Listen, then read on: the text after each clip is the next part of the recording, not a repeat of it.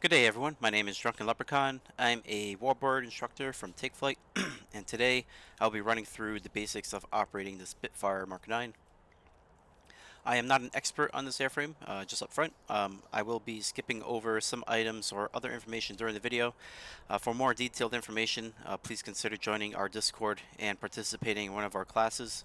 I'll be trying my best to run through everything from start to finish as quickly as possible, everything from cold start, taxiing, navigation, landing, takeoff, air to air, air to ground.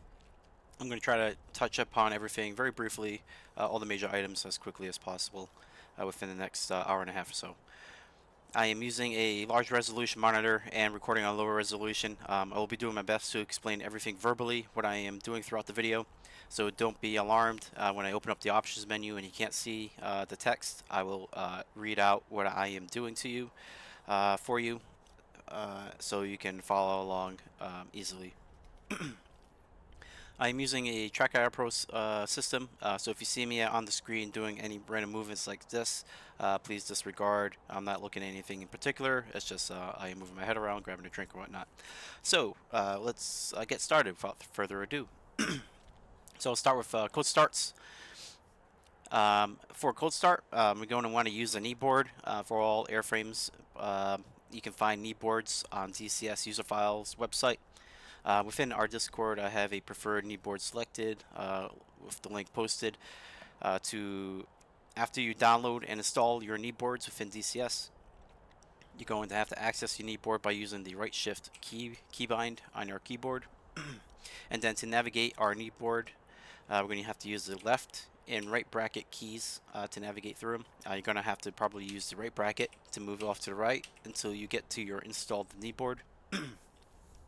This is the one I have selected for my preference in flying the Spitfire. So with the pre-flight checks, there is a master setting in the options menu on the main screen. Within the settings, there is a particular setting that randomizes system failures within airframes. As long as you do not have that enabled, you can skip the pre-flight checks in just about all airframes with on all knee boards. Unless the multiplayer server that you are operating on has done something particular to the airframe settings. But for the most part, you can always skip the pre-flight checks. In our instance, we are going to skip the pre-flight checks because I do not have random system failures enabled. So we're just going to start to go down to this bottom here to engine startup. Our first step here is enabling the park and brake. In the Spitfire, the park and brake is located right behind the stick. It is located right behind the stick. It's going to be this white handle that goes up and down. We're going to use the wheel brake increase keybind to fully erect that white handle, and that engages the park and brake to the full extent. Next up is the full fuel cock handle. If we're looking dead ahead at our blind instrument panel, our center instrument panel here, right below that, and right underneath that, there is this black box that says on, fuel, off, and then there's this handle. We are going to simply left click up that into the on position. That turns on our fuel or engages our fuel, allows our fuel tanks to receive fuel. The next step is the throttle. I want to make note here when we go over the throttle. Looking at the instrument panel on our left hand side, our left instrument panel, we see this up and down. That's our gear indicator. We can see those light up. They are currently unlit. And then off to our right hand side, we have a fuel pressure warning light that is currently extinguished, is not currently not lit. That right now is telling us that there's no electrical flowing throughout our system.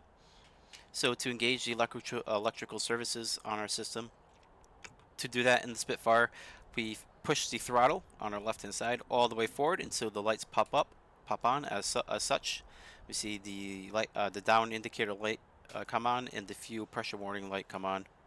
After that occurs, we can bring the throttle all the way back and put it just a ½ inch forward. After we do so, we want to put the throttle just a tiny bit forward, ½ inch forward, so when we get to the process of starting up our engine, the engine can catch properly. We do not want to put it any more forward than so. We just want to leave a half inch. If you put it more forward, the engine will, there'll be too much RPM. The airframe will tip forward and destroy the propellers and destroy your airframe on startup. So just leave it just a half inch forward, just slightly forward. Next up is the dust filter. The dust filter is located on the left-hand side. It's this black knob right here. In our instance, we can leave it fully aft because we are in good conditions. When I say that is that we're on a good tarmac where it's either concrete or tarmac asphalt. If we're on dirt or grass, you want to send that forward to filter out any particles going into the engine. So we're just going to leave that in the aft position for normal intake, as we do not require that. Next up is the primer pump. We have a nice chart here that determines how many pumps we require per the temperature. We can get the temperature from the briefings page.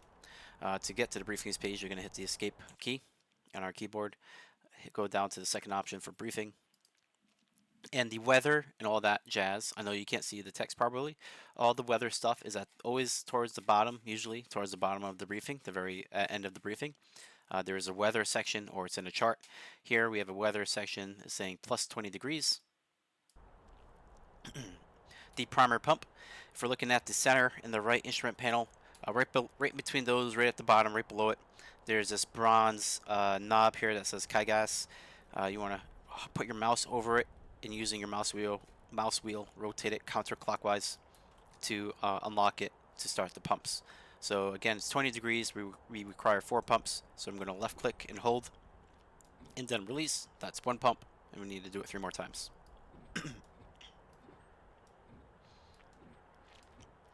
Great. So next step is the wobble pump. The wobble pump is located on the right hand side. It's this big black knob right here. We're going to have to pump this 9 to 10 times to increase the fuel pressure in our tanks to ensure the fuel can get into the injection system. So to do that, we're going to put a mouse over this big black knob right in front of us, left click and hold and release, and do that about 9 or 10 times.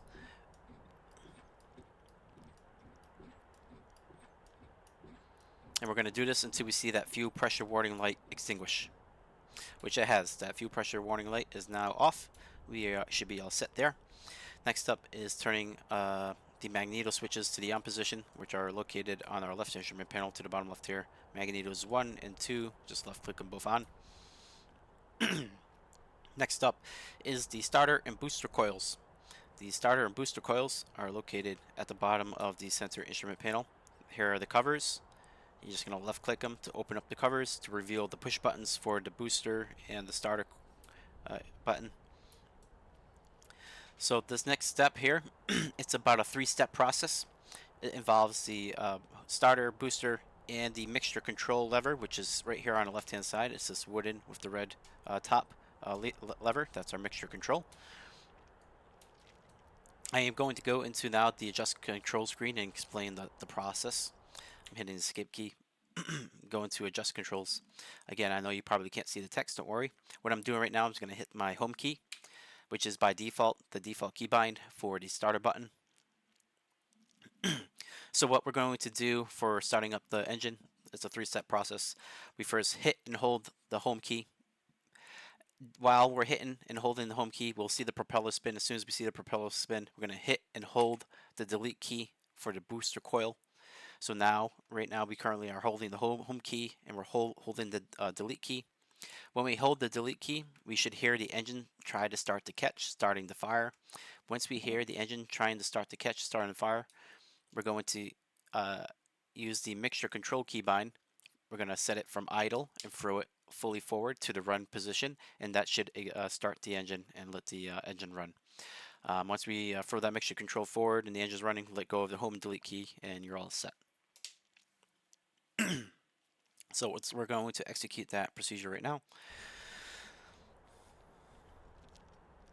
So again, I'm going to look at the propellers here. Well, I'm going to put everything in view, the mixture lever and stuff like that. So I'm going to hit and hold the home key. The propeller will spin. Hit and hold the delete key. I'm going to hear the engine trying to catch. I'm going to throw that lever forward.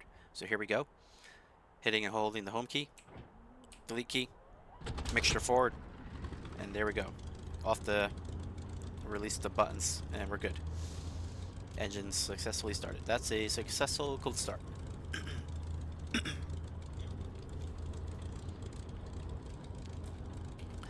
So next up, what we can do now, off to our left hand side, there's a row of 3 red switches. We can turn our P dot heat to the on position to ensure our instruments do not freeze up while in flight.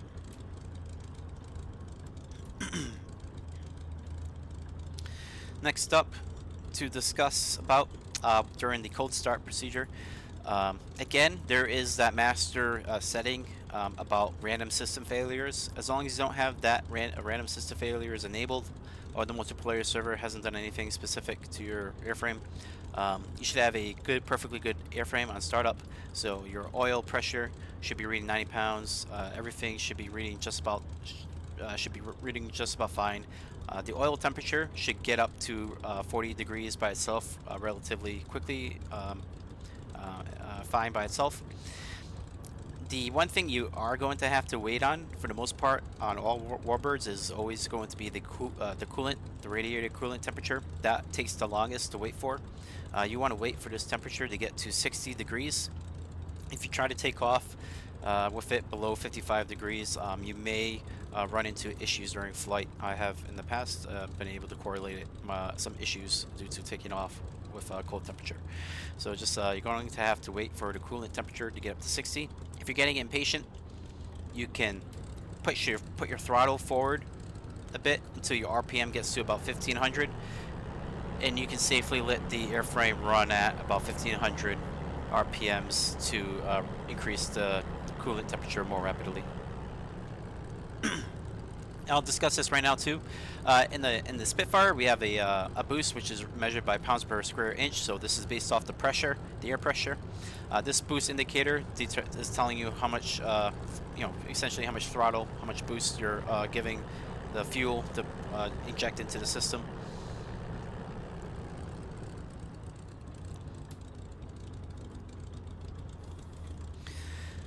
So while we're waiting for it to warm up, we'll talk about some navigation things within the Spitfire. First thing to talk about for navigation within the Spitfire is ensuring we're synced to the magnetic heading. So we have a gyro compass here on our center instrument panel right in front of us. This is our gyro compass. We want to, at the beginning, sync this up to the magnetic heading, as we usually always use magnetic headings for all of our plotting. To do that, within the Spitfire, we also have this P8 compass, which is a magnetic compass. We can go down here and rotate this compass clockwise, counterclockwise, using our mouse wheel. So to make sure we're synced up to the current magnetic heading, right below this compass, this glass of this compass, we see a cross here. There's also a single white line and another single white line. The white cross, is going to be the magnetic reference, the magnetic north reference that we're going to use to sync our P8 compass to the magnetic north, which will allow us to sync our gyro. So to do that, we want to rotate the compass until the N, the north, is in line with that cross. So I'm just going to maneuver around here a bit to line up as close as possible that cross with my north indicator on my compass, and I'm pretty happy with that. So now, since we've done that, back onto the top glass of portion, we have this shorter white dash line indicator that remains stationary. As you can see, while we move our compass back and forth, that remains stationary. That's our current heading, looking in front of us. So we are looking at a magnetic heading of 335 that we're currently looking at. So I'm going to come back up here to the gyro compass and adjust that setting to be 335. Just using the mouse wheel to adjust that gyro. Looks good enough to me. Next thing up in regards to navigation, we are going to adjust our altimeter. There are two ways we can adjust our altimeter at the start. We can zero it out to the current airfield we're at by simply using the mouse wheel and putting the needles just at 0, like so. Or we can set it to the current air pressure of the environment we're at, Mercury, HPA, those settings that we can find within the briefing page. So we're going to hit escape key, go to briefing. Again, all the weather, including the pressure readings, are at the bottom of the briefing page within the weather report, or there's a chart. The Spitfire uses the HPA setting. Right now, the HPA is reading to me 1013. So I'm just going to rotate this knob to be at the 1013 mark. The dashes are by 2s here on the Spitfire, so that's 12, and just going to put it right between 12 and 14, and that's good enough for me, and that's a now synced altimeter to the pressure.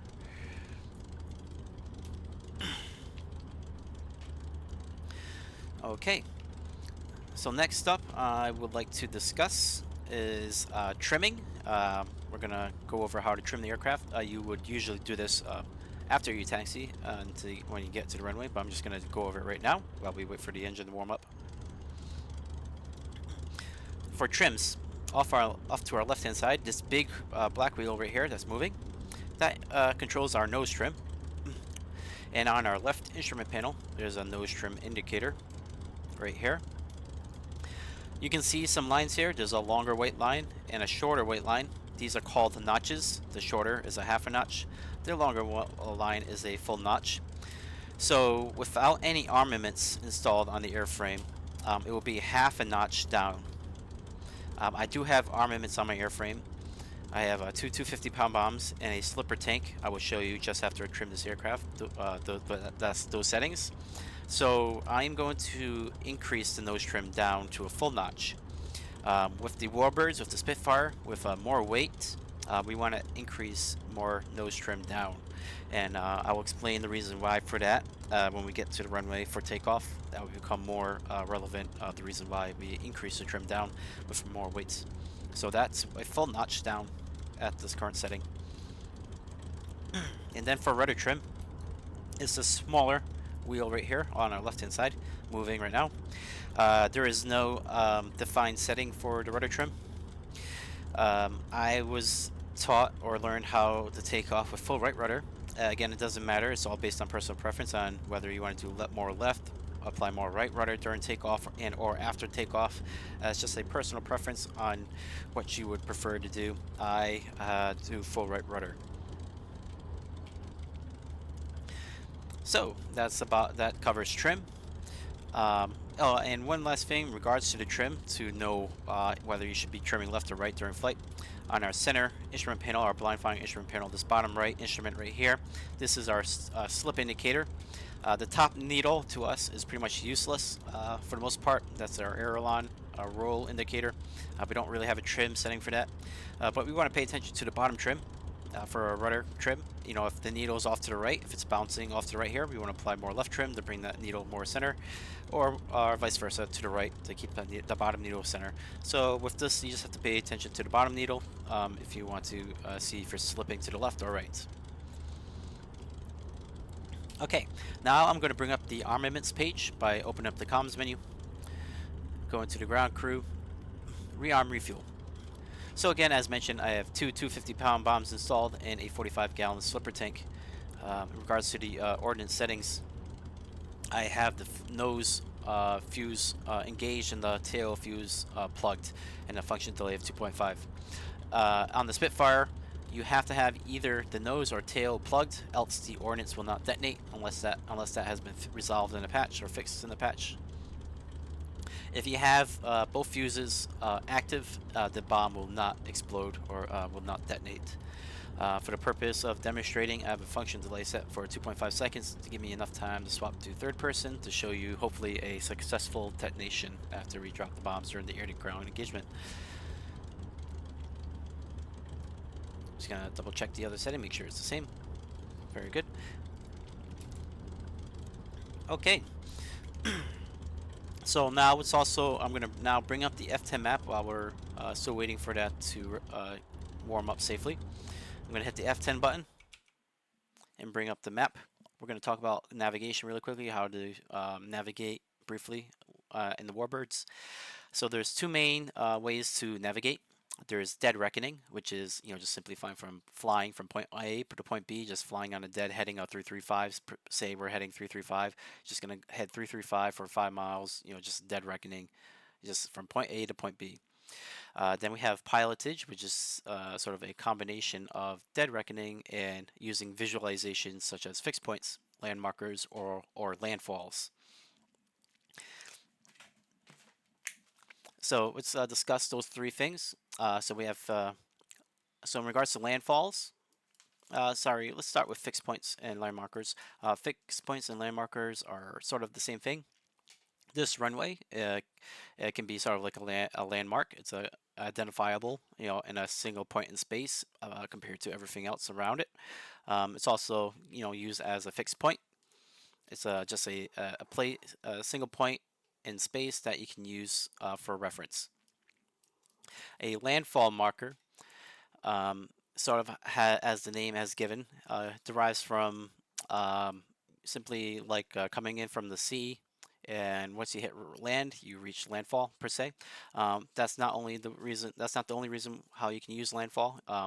This mountain range can be used as a landfall marker reference, and then this stream here, river per se, can be used as a landfall reference. So how you use a landfall reference, for example, say I want to get to Kotasi, and I am coming over the channel per se from England. If that was the case, England, France, I'm coming over the channel, and I know I'm going to be coming to the far north of my target of, say, in this instance, Kotasi.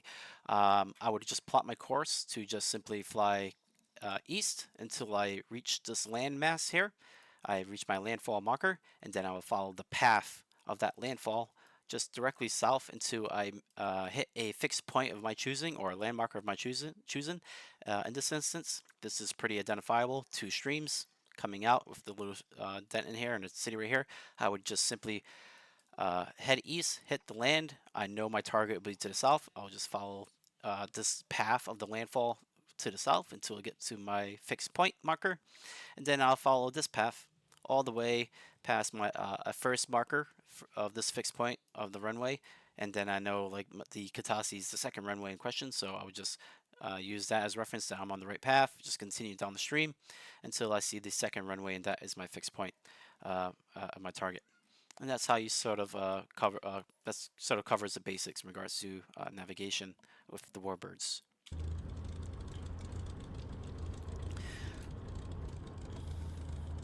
Okay, so next up, let's talk about taxiing. So with the Spitfire here, we can see that it's a single engine propeller airframe. The engine's dead ahead in front of us, on our nose, and then we have rudder controls. Our rudder is directly behind us, so our rudder is in the direct slipstream of our engine, of our airflow. So we have decent control going left and right on the taxiway with using just simple rudder inputs, as this is a light airframe. However, there will be at times where you would need to use brake pressure as well with the rudder input to execute sharper turns. In the Spitfire while taxiing, also while stationary, you should always have the stick in the full aft position while taxiing to avoid tipping the airframe over, as this is a nose-heavy airframe. So some people tend to overdo it on the throttle. I'm going to demonstrate as so. Some people overdo it on the throttle like that on taxiing and cause the airframe to tip forward, break off the propellers, and destroy your airframe. So to avoid that, as I just did, I had my stick aft. If I didn't have my stick aft, I would most likely tip forward and have destroyed my propeller. So just while taxiing, always keep the stick in the full aft position. So as mentioned, I have a slipper tank installed. I'm actually going to show you how to engage the slipper tank right now on the ground, as we can safely do this within DCS. The normal procedures for swapping over to the tank would be to, on our right hand side here, right by our seat, we would left click this black knob, set it back to the aft position of tank fuselage on, and that would turn set the fuel to use the external tanks, and then turn off the main fuel cock from on to off. And that would swap our fuel intake from their inner tanks, which is directly in front of us, to our external fuel. However, for the purposes of demonstrating the actual transfer to the fuel tank, I'm actually going to first cut off the fuel from my inner tanks, leave it off for a second, so you can hear the engine start to choke, and then I'm going to swap to the external tanks, and so you can hear the engine recatch with the newly supplied fuel from the external tanks, so you can witness the transfer. So I'm going to go ahead and execute that procedure right now. Main fuel cock off.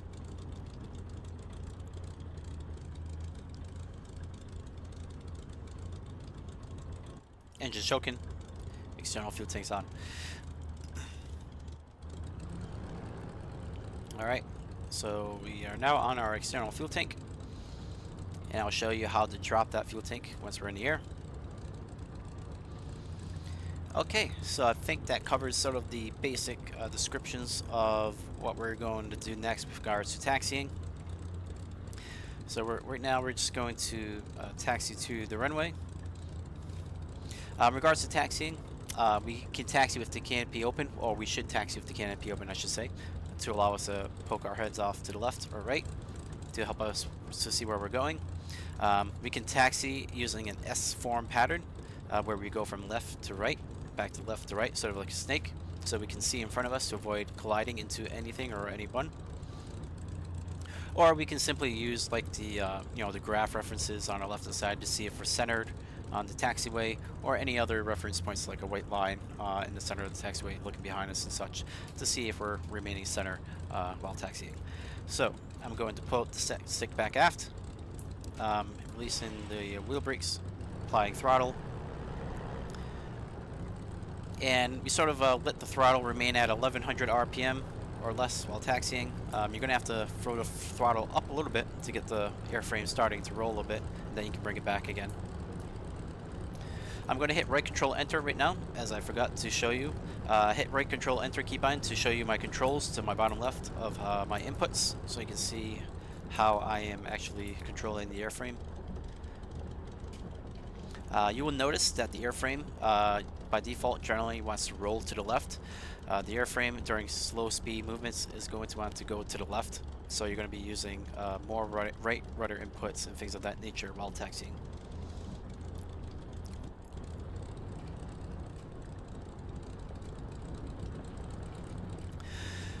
When we line up on the runway, we're going to try to get as center as possible to give us enough wiggle room of going left and right while dancing on the rudder pedals while takeoff.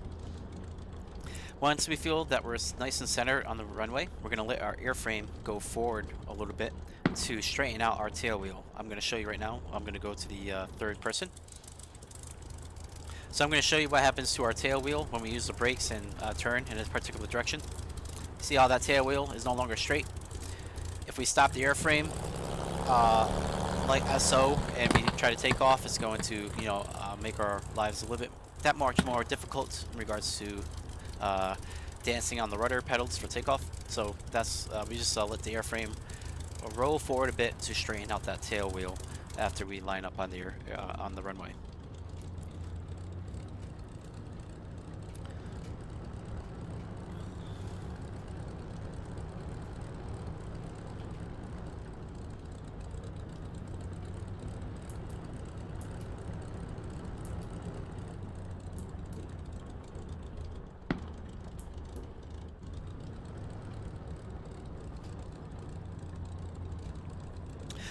So right now I'm just using the grass on my left and right. The difference between the tarmac, how much tarmac is on my left and right between the grass and left and right to center up my airframe within the cockpit. Just looking at the clouds too if I'm moving left or right. And then I can also look behind me looking at the white stripes if I'm looking straight ahead, if I'm more going straight or not. So I think I'm pretty good centered. Let the aircraft roll a bit. Applying my wheel brakes. Using that wheel brake increase to engage the wheel brake. Yep, my tail wheel is nice and straightened out as much as I like it. So next up is the takeoff. I'm just going to move my kneeboard to the last page for reference for this one. Before I mention anything about the power settings, um, with the Warbirds, the Spitfire, normal takeoff procedures, we take off with no flaps. The flaps are up, unless it's a very short runway, then you can deploy flaps. But no flaps is required for takeoff. To identify if your flaps are engaged, if they're down or not, there's this little section piece right here. If this section piece that I'm looking at, I'm going to show you it move in a second. If the section piece is flat with the wing, the flaps are up or retracted. I'm now going to drop my flaps so you can see it pop up. I'm dropping my flaps. You see how that popped up? That is indicating that the flaps are engaged. They are in the downward position. So now I'm just going to retract my flaps. You will see that you hear an indication of the hydraulic pressure releasing, and now that's the flaps are now back up.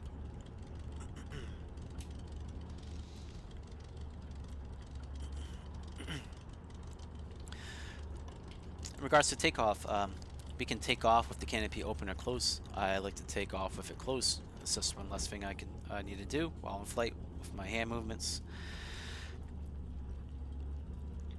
In regards to takeoff parameters, we are going to, off to our right of our kneeboard here, we have here a max takeoff setting of RPMs fully forward at 3000 RPM, and a throttle boost pressure amount of plus 12 is our max that we want to be able to get to.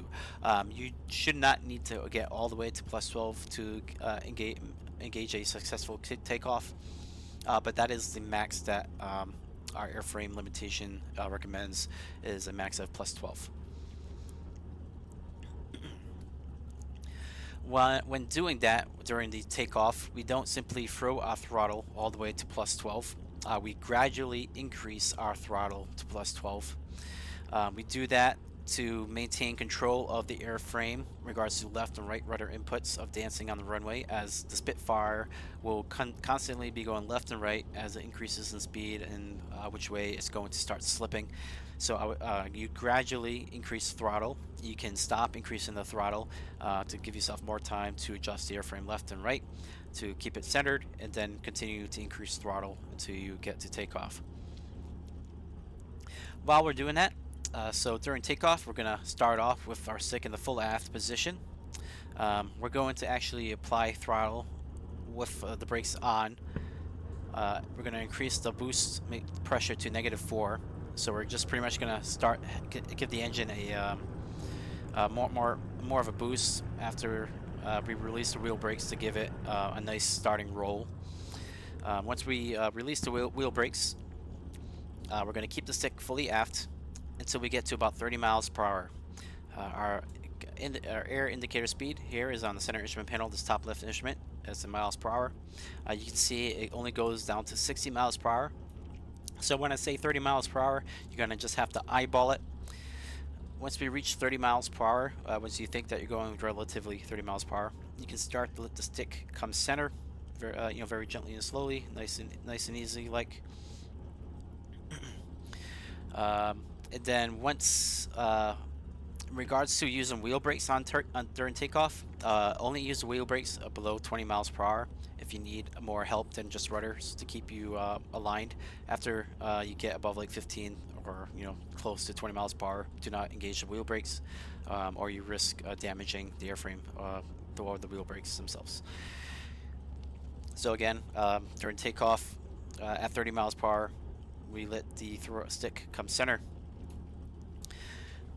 Once the airspeed indicator gets to about, based on our weight, 110, 115 miles per hour, 110 miles per hour, we can start to rotate. And when I say rotate, we're going to let the airframe lift off by itself. We're going to give it maybe a little nudge, a little help as such, like that. Just that much. We're not going to try to flare the aircraft or do anything drastic in regards to putting aft on the stick to pull it up. You will stall out the Spitfire. It will start to roll to the left and you will crash. You can think of it, if you are familiar with the Navy jets, in regards to recovery options, recovery operations. of how you perform a belly landing type of style versus a flare type style. Think of it as reverse of that. You sort of want the airframe to lift up vertically by itself in regards to the warbirds. So simply put, you're letting the airlift do all the work for you. You're going to take off with pure airlift generation, but however, you do need to apply some aft pressure to assist that airlift generation for the takeoff. As soon as we take off, the gears will come up and we'll start retrimming to assist us to maintain flight and altitude. So, without further ado, let's go ahead and commence this takeoff procedure. I'm putting my stick in the full aft position, holding on to my wheel brake keybind, applying throttle boost to about -4. Letting it start up, and now I'm releasing the brakes. Applying some right rudder because I started to go to the left. Applying some throttle. Applying some throttle. Letting the stick starting to come to the center.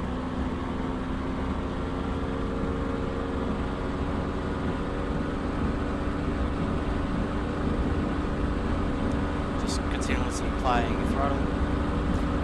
Starting to pull aft a little bit, aft, a little bit aft. Up in the air, gear is coming up. And there you have it, that's a successful takeoff.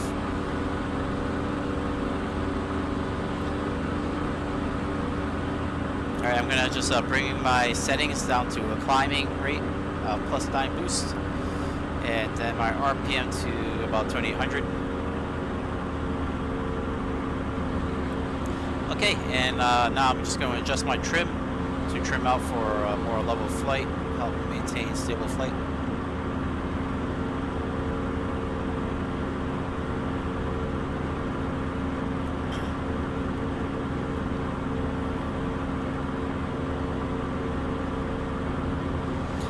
Okay.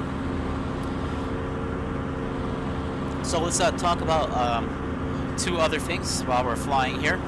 I'm going to start flying towards the air-to-ground range. I'll show you that in a second in the F10 map. But there's some things I want to talk about really quickly. In the Spitfire, we have a supercharger on the Spitfire. It's a 2-gear operation. This supercharger is located on a right instrument panel here. It should be by default in the auto position, in the down position. By default in the auto position, the supercharger will swap gears for you automatically between 14,000 to 19,000 feet, and that's all dependent on the air pressure of what altitude that will occur at. That is to increase the that's to optimize the performance of the airframe based on the air pressure. And then we have our oxygen system off to our left instrument panel here, to the top left. To engage it or turn it on, you just left click this corkscrew here to the so it's vertical up and down, and that engages the oxygen system. You really only need this up, at high altitudes, or if you're performing combat maneuvers.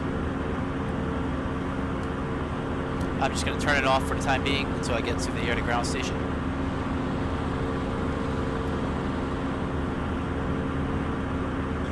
So I'm going to pause the video really quick. So next up, I'm going to show you how to drop the fuel tanks. So to drop the fuel tanks, you would normally turn on your main fuel cock, get your main fuel ready to be intaked, and then you would left click this lever back to the off fuel jettison position, and then click on this red handle to jettison the fuel tanks. You can see right now I have a slipper tank, single slipper tank center underneath my fuselage. So I'm going to show you how to drop the fuel tank. For the demonstration of this purpose, I'm actually going to first turn off my external fuel, let the engine start to choke, and then turn on my main fuel, so you can witness the exchange happening. So I'm going to unpause the video and execute that procedure right now.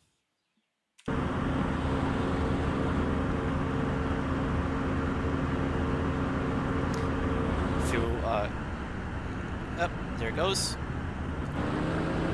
Back to the main fuel. And then left click and hold to drop the tanks. And you can see that it's no longer there.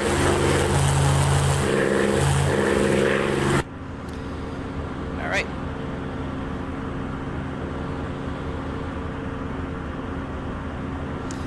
So next up, we're going to talk about air to ground. We're going to fly towards this ground target station over here. There's a bunch of targets in the center, marked by 2 smokestacks. When it comes to, I'm going to pause the video again at a proper time right here. Yeah, I'm going to pause the video right now. Okay, so let's talk about the profile that we're going to perform here for our air-to-ground engagement with our dive bomb. For the bombs themselves, there is no safety mechanism that you have to engage to make them active off the wire. They will become active right off the wire once you drop them. Both bombs will drop on the drop bombs keybind. You cannot drop the left or right individually. Both will be released. They are both tied to the same mechanism. In regards to our parameters for starting this attack profile, we're going to use the wing line approach method. We want to be at a speed of, during this execution, at the beginning of this, we want to be at a speed of 230-ish miles per hour. Anywhere from 220 to 240 is fine. We want to be at an altitude anywhere between 6,000 and 8,000 feet. So what we're going to do is, say for instance, that little, let's see here, dead center.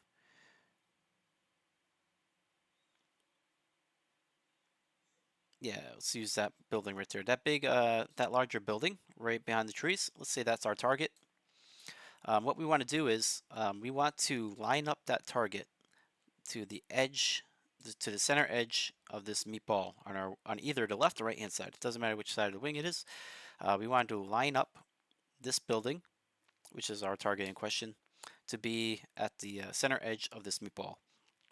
So imagine that you can see through our wingspan. So imagine that you can see through this wing. We will keep flying until that building comes in line and is relatively right underneath the center edge of our meatball. When that occurs, we will bank to the left to bring the target back into sight, back into sight, so it's in this position again. And then we'll let the aircraft continue to roll to the left, up and over onto the target, and execute our dive. We want to be at a 40 to 60 degree dive angle. Once we execute our dive, we want to pull our throttle back to avoid overspeeding. In regards to the release point parameters, for the release point, we want to release our bombs at 3,200 feet. We'll start the process of releasing the bombs at about 3,200 feet. We want to release them before 3,000 feet, so anywhere from 3,200 to like 3,400 feet, you want to start executing a pull-up maneuver to release the bombs, for lining up the target for that release point. In our dive, we'll maintain the target directly in front of us. Once we are getting close to, once we're starting to get to 3,200 feet, when we're at like 3,400 feet per se, just gonna give it a quick eyeball here on your altimeter while you're in your dive procedure. Once you get close to 3,200 feet, you're gonna start to gradually and in a nice seamless motion pull up. The target will start to drop below your nose. And once the target, again, if you imagine you can see through your nose, once the target gets right behind this black circle, your fuel cap, this is the fuel cap on the Spitfire. Once the target gets like right here-ish, right behind the fuel cap, you will hit the drop bombs keybind to release the ordnance and hopefully score a hit. As you can see, this is not a precise, there's no precise tools for releasing the ordnance. This is more of an art than a science, so don't be discouraged if you don't score a hit on your first try. It is more of an art than a science, and you're going to be, in most cases, taking a lot of AAA or flak, and you're going to be hastily doing it. So do not be discouraged in dropping when dropping bombs and you miss your target.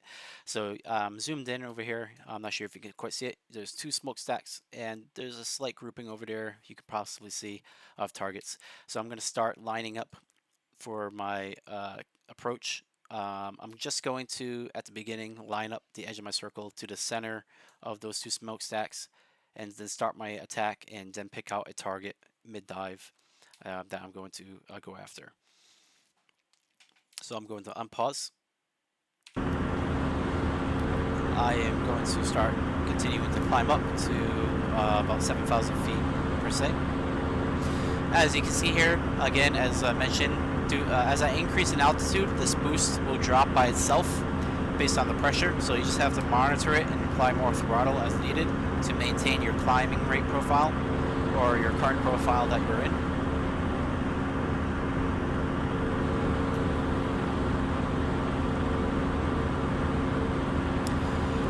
I'm also going to turn on my gun sight keybind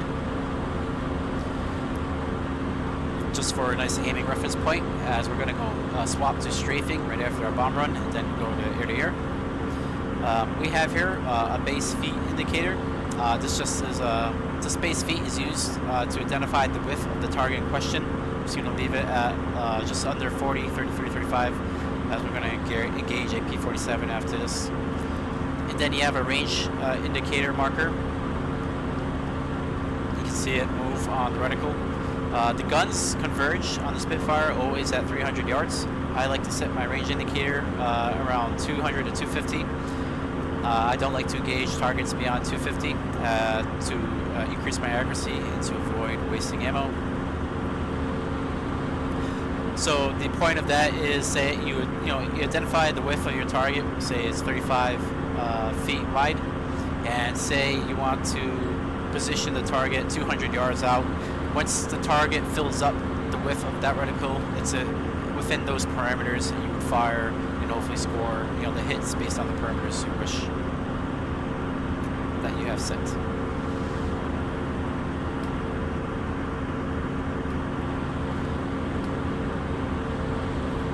Okay, I am climbing pretty well. I'm just going to reduce to 7.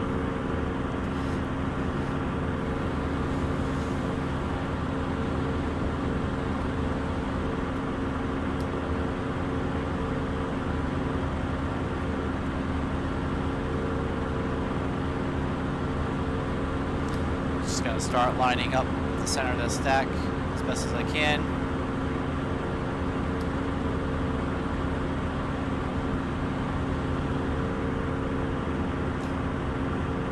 Bring the RPMs down to 2650.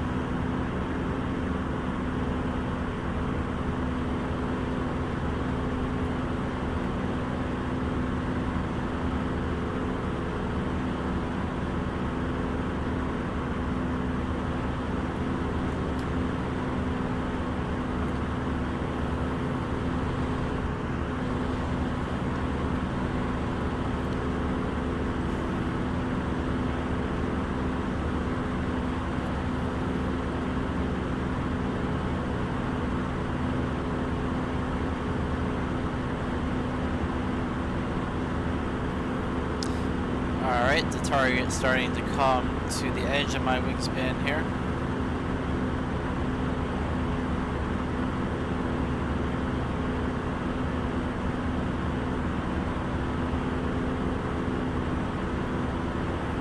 Alright, I think that's relatively good. I'm going to tip my wing, bring the targets back into sight. I'm going to give it keep the targets in sight as such, and let the aircraft start to roll by itself. Watching my speed, I want to maintain above 220 to make this attack profile work. If it doesn't quite work, if you think you're too far off, just let the airframe continue to go forward more before you start to dive.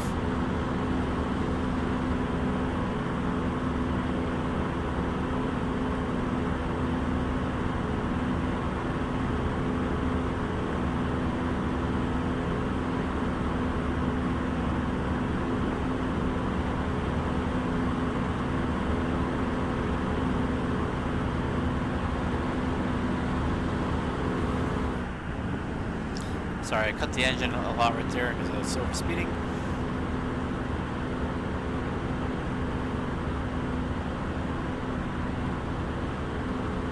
Alright, I'm looking pretty good. Alright, I'm going to start my dive. Cutting the throttle back to avoid overspeeding, bringing it back slowly. And we're going to go for that target right there in front of us. Checking my altitude. Starting my pull-up. Bombs away.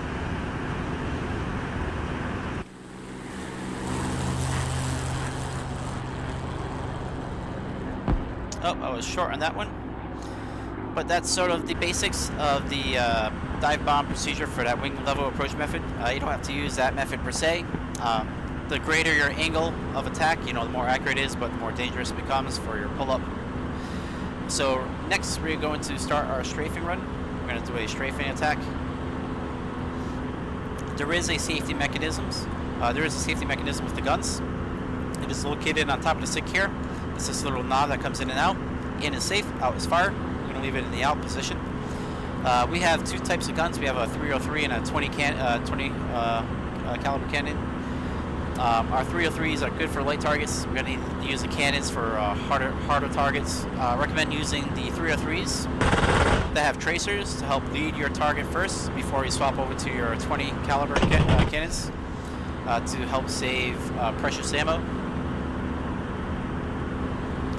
So with strafing, we want to stick to a shallow profile, low altitude, and a low angle of attack. We're going to do a 25-degree angle of attack per se.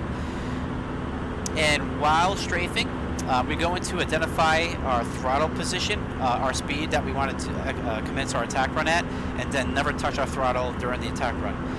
Because if we use our throttle, apply some left, how you see the airframe went to the left, reduce it, see how it's going to right. If you use your throttle during your attack run, it will mess up your line and you screw up your attack. So identify the speed you want to go at ahead of time, and then leave the throttle and don't touch it until you pull out of the attack. You can, for ground attacks, you can start engaging. You're going to have to eyeball it. You can start engaging at 350, 400 yards out. Accurately, you're going to be engaging at 200 yards, very close. You're going to have very little time. So we're going to just go for this target right here in front of us. Not touching my throttle.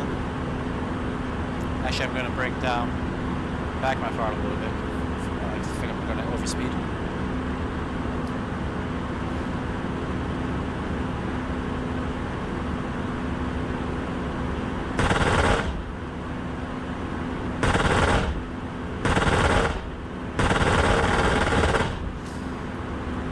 When we pull out of the attack, we're going to keep low altitude and change our vector. We're going to change the direction that we, from which we started our attack. We're going to just execute a change in direction and remain low to avoid flak and AAA fire.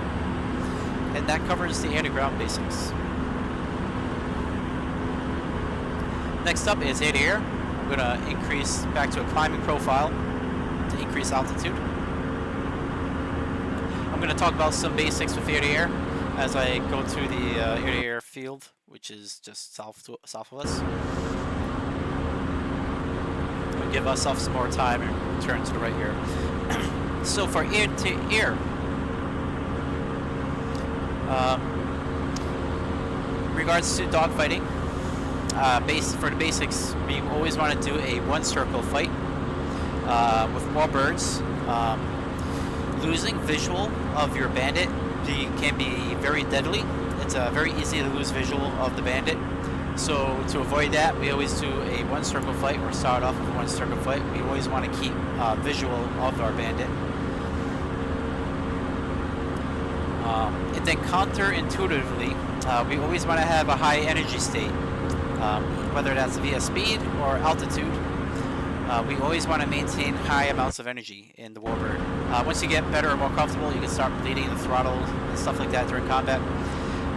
So for an example of that, of maintaining high energy always, say you're going to overspeed and go past your bandit, instead of bleeding in the throttle, you will pull up and do sort of a roll, maintaining visual on the bandit to maintain high amounts of energy by transferring speed for altitude, still maintaining the same amount of energy and remaining behind the bandit and keeping them in visual. That's sort of an example of always remaining high amounts of energy while doing one circle fight, maintaining visual on the bandit.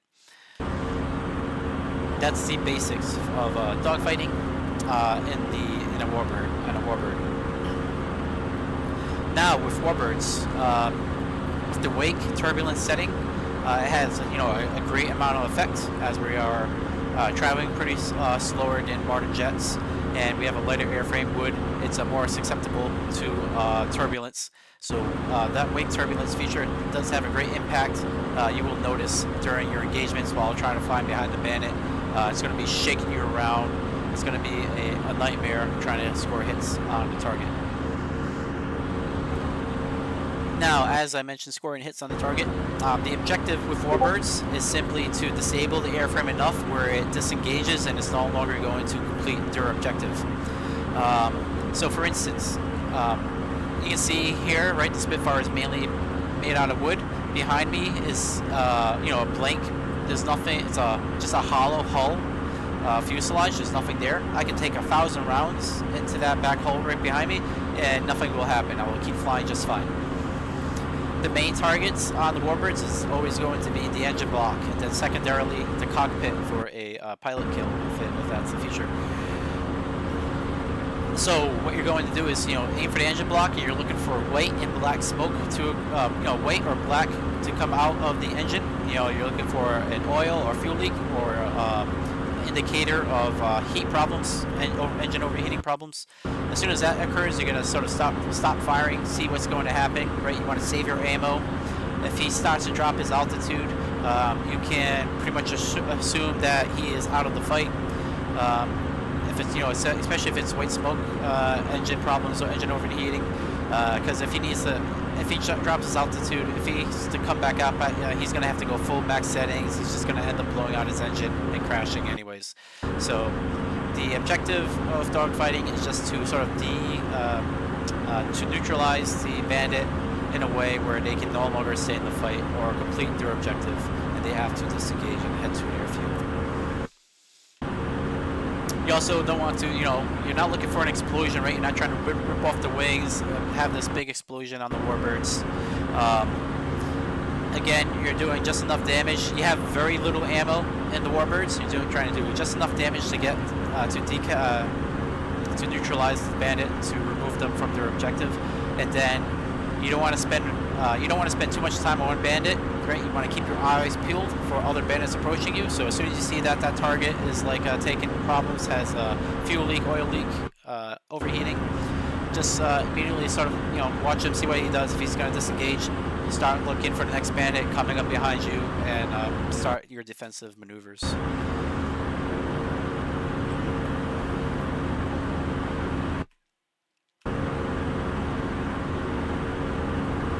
In regards to combat profiles, you can use that combat profile setting. It says right there, max of 5 minutes before you start overheating. I like to use a climbing profile, a climbing rate profile of 2840 and plus 9 boost for combat. That's a nice setting to have good amounts of energy while maintaining, without thinking about it, or without overheating your airframe.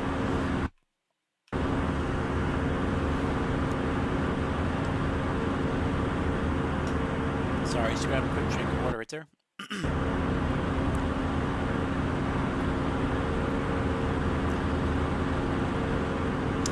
Hopefully this is a good encounter I can show you.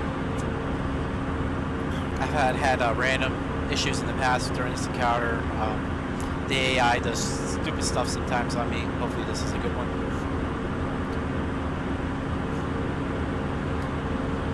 So again, I'm going to try to maintain complete visual of the bandit in question. I'm not going to lose sight. I'm just going to turn towards him. Increasing speed to a climbing profile. And you can see I already lost the bandit in the clouds. quite easy to lose sight of the target. Unless you have labels engaged, I do not have labels. But and I'm going to try to do a head-on.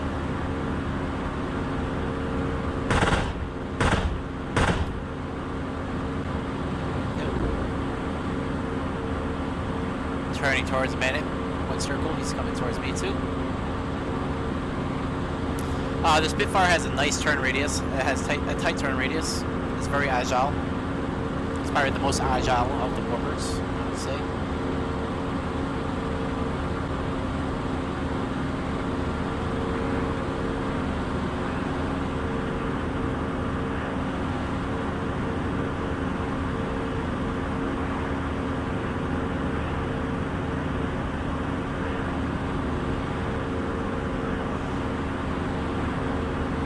Some kind of slipstream. I'm gonna turn on my oxygen because I feel that.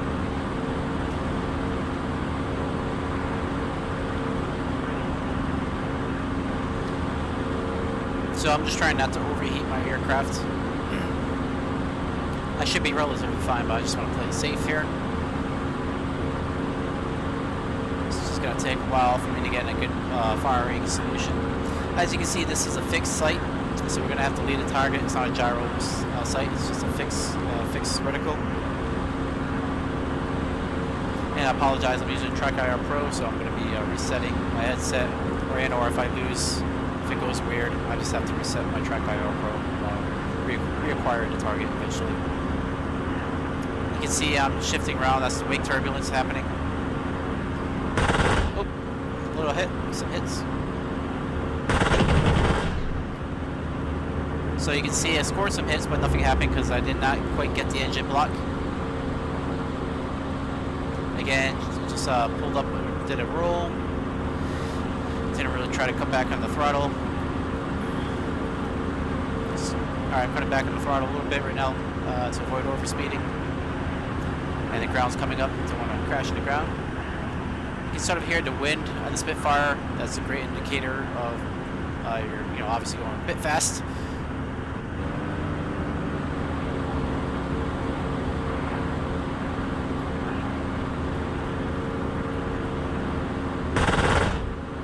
Again, nothing happened because no engine hitting the wings here.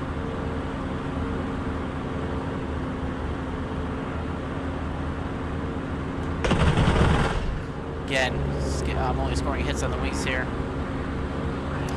The best way to engage your targets actually is from the stern, sort of like on an angle from the back.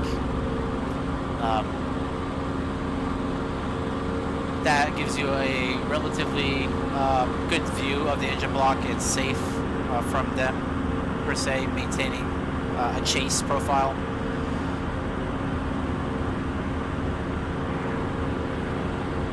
And actually the P-47 is a good fighter. It's got a heavy armament and a good amount of protection. And that should have been a nice hit if I didn't get a hit on the engine. I don't quite see anything happening right now.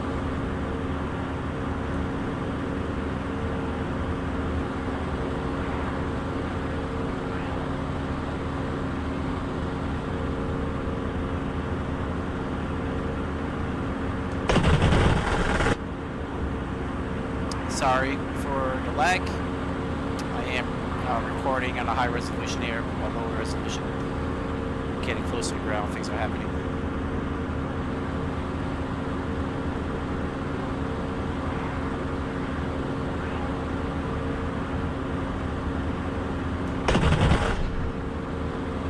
And I hate it when he does that. I'm not going to chase him up, because I'm actually pretty low in speed. I do not want to stall.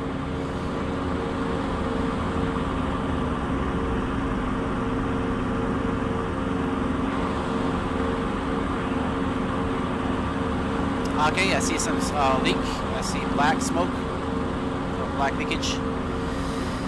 So that's a good sign. Should be well, not any moment now, but he's essentially in a decay state. He's eventually going to have some kind of problem that's going to cause him to go into the ground or head to the airfield. Eventually.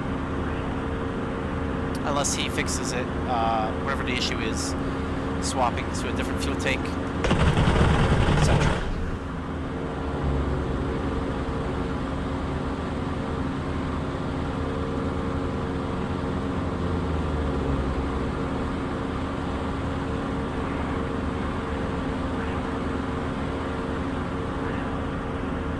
So you can see this can take a while, or it's very interactive dogfighting in the Warbirds.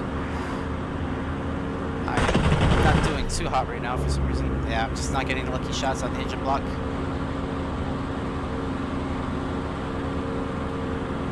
So this is also, you know, a good example though of you just need to be as accurate as possible with scoring hits on the engine block, saving ammo.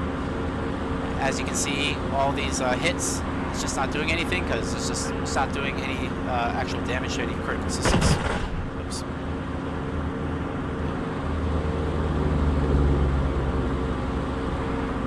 Some wake turbulence issues. Just got into a slipstream. Gonna reset my track IR Pro really quick.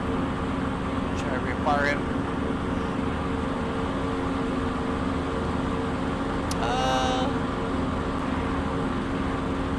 So unfortunately, in the USAF, the USA airframes, they have multiple fuel tanks, so he could be just operating on another fuel tank right now.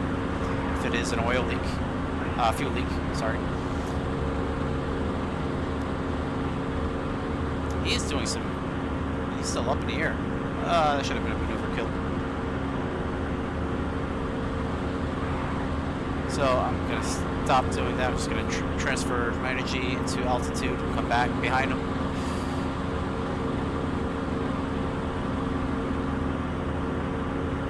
I'm gonna reduce my RPMs. I've been operating pretty high.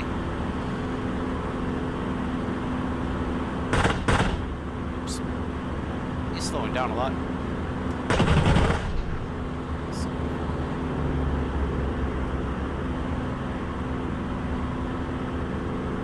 So I'm just going to be in a rich continuous mode now because he's slowing down.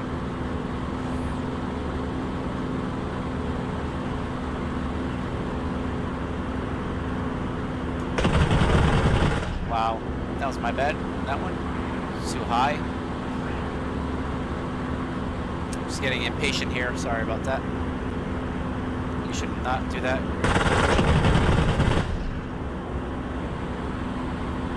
Did I get some? Did I do enough damage for the wings where you can't make the turns? Nope.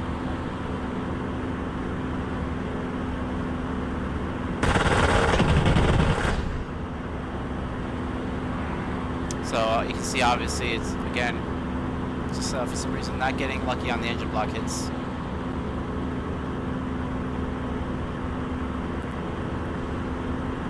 But he is in trouble. He's in big trouble.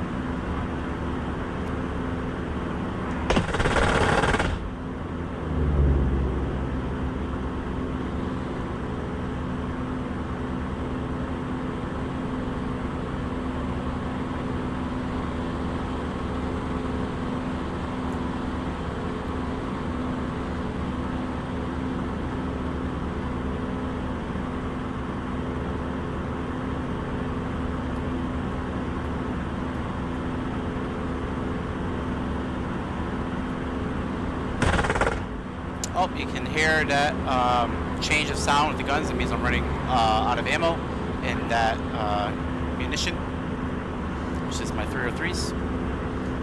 So you can see how you can quickly run out of ammo if you're just not good at or not getting lucky shots at hitting the engine block, the critical parts of the airframe.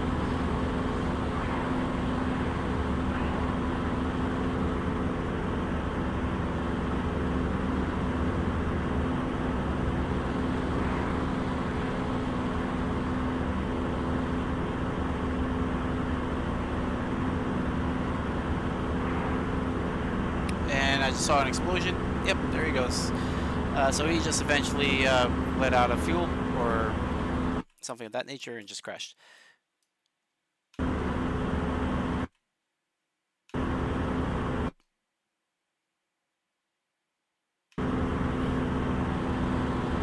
Okay, I left that space already, so I don't want to go back there and engage another one. So we're gonna now go over landing.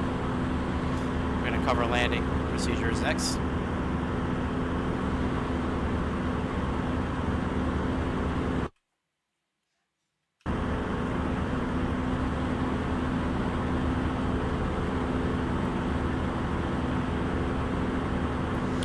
We'll land at this airfield. It doesn't look like I respawned the AI by accident.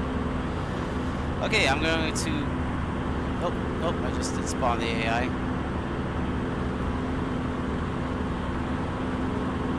So let's just, I'm just gonna head in the opposite direction here. Hopefully he doesn't chase me.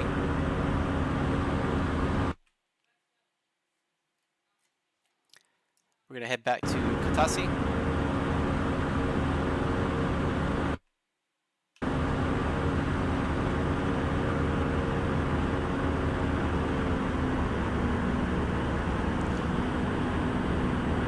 Alright, while we're doing this, flying back, I'm going to discuss the parameters.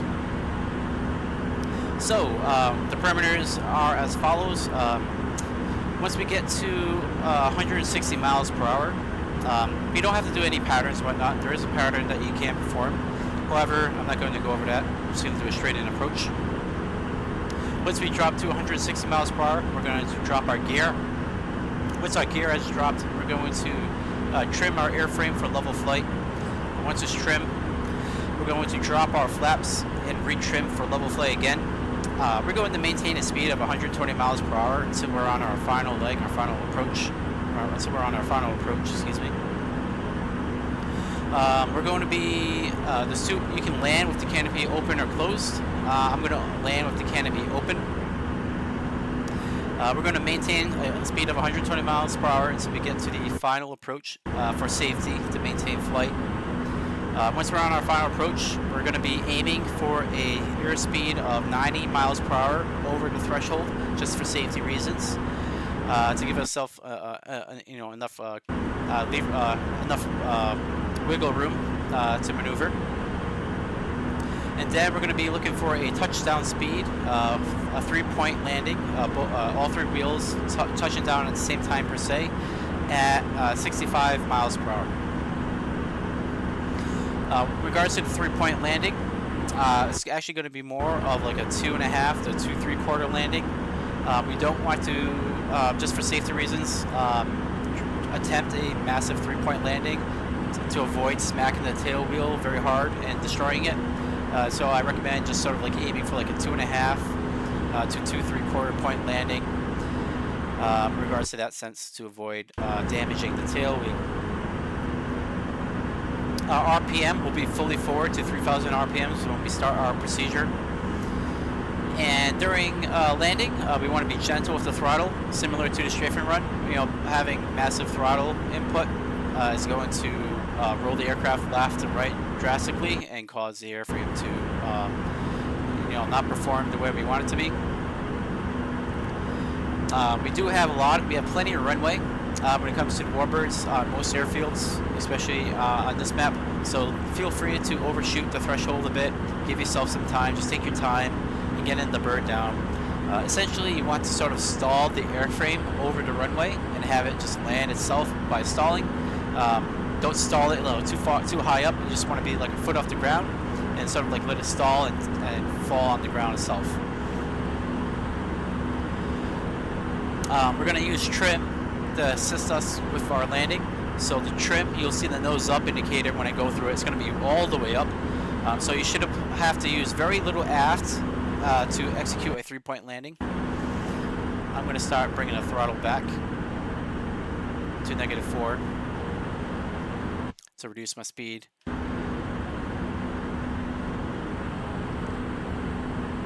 I'm just seeing if that bandit's following me or not. If it goes past that circle, never had done that before.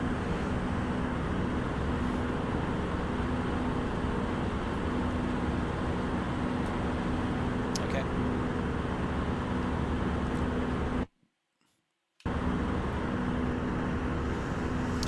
Similar to takeoff, you're going to be probably dancing on the rudders. So just be mindful to get ready to be dancing with the rudder input. Don't overdo it with the rudder dancing with corrected rudder input. As soon as you see it stopping, hold off on the rudder, hold off applying more rudder input in that direction, and just start to sort of like slightly bring it back to normal. Like you're really gonna have to monitor which way you're going, left or right, very closely, and apply rudder input as such. Don't drastically like apply full left rudder, you know, slightly apply more and more as needed until it stops. Hold it. As soon as you see it's coming back, you know, start to let it release back to normal.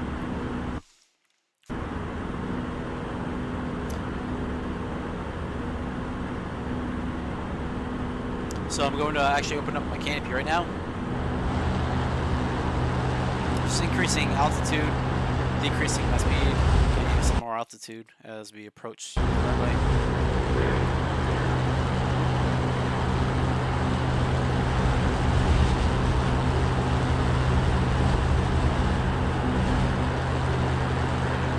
I am just trying to get a visual of the runway right now.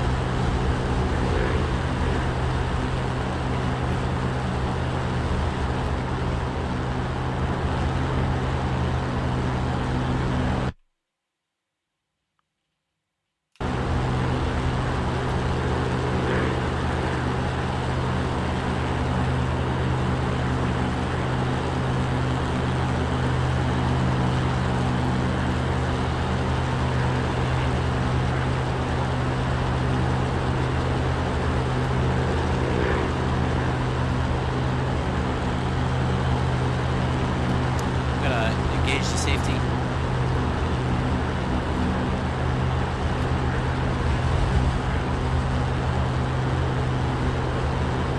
I'm looking at my slipstream indicator. I'm already relatively in a good trim setting at my current speed. Decreasing throttle. Still pretty far out to start my landing procedure.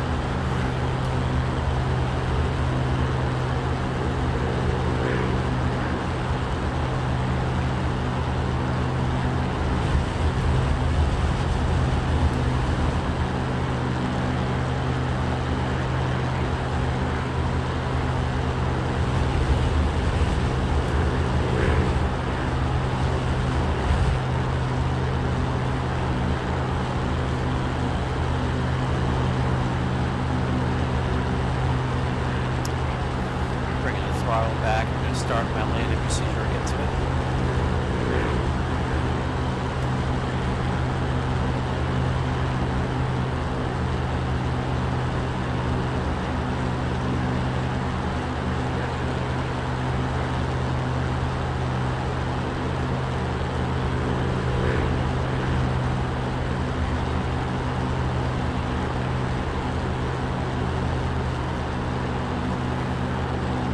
So letting it slowly get there. Just trying not to do anything drastic. Okay. I'm going to apply full RPM. Gear is coming down.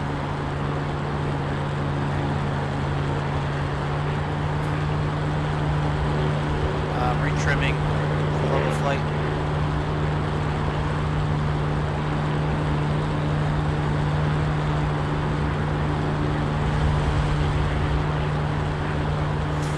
Deploying the flaps, trimming for level flight. See how drastically it drops down.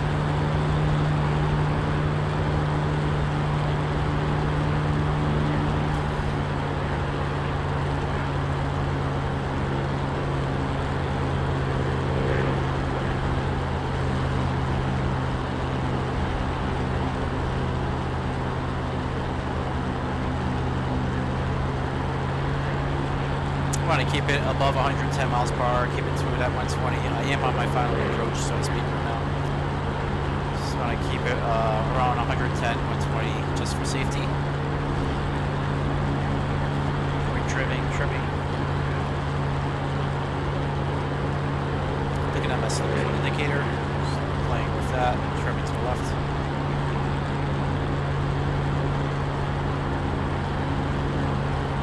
And you can approach the airfield as such with the nose down a little bit, keeping in sight. However, we are going to be in a flare on landing. The nose will be up. You won't have any visual of the runway per se. So you can start in a high altitude and then flare and start to level off as needed once you get over the threshold. So I'm just reducing throttle to get to 90 miles per hour over the threshold once I get there.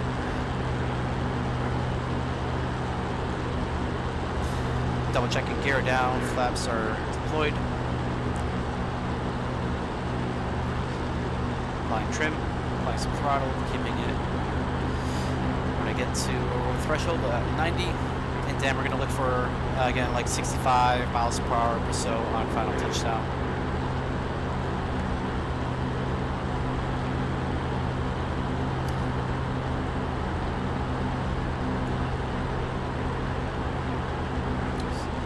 So letting it cruise, drop the throttle a little bit. Again, I'm just looking for 90 over the threshold, so I don't have too much speed to drop for my touchdown perimeter. Letting the nose come up a little bit, starting my flare commencing approach. And now pretty much, as mentioned, leaving a little bit a boost, but dropping a little bit. I'm going to start to let it stall. I'm not really paying attention, I apologize. Pointing the nose down. Oh, we're going to bounce. Pointing nose down.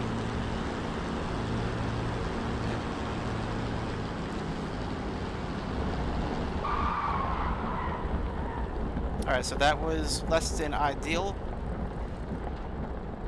Just dancing on the rudders now. So again, don't be discouraged if you don't make it in one piece on landing. Good thing with warbirds is they don't just blow up. You can repair yourself. I always, just about every fifth time I crash the bird, do something where it causes it to flip or something. So don't be discouraged. It happens. It's all part of the fun with flying the warbirds. It's more interactive, a lot more harder to do. And I'm not going to cover shutdown procedures, as that's not really necessary right during single player. But it's quite simple. There's plenty of knee boards for that procedure if you want it. And then now I can start using wheel brakes. I'm pretty slow, but that's from start to finish, how to do a cold start, taxi, takeoff, air to ground, air to air, all the basics to get you going. I hope you enjoyed watching the video. I'm sorry, the air-to-air engagement was a bit longer. You could skim through that or fast forward through it as needed. Thanks for watching.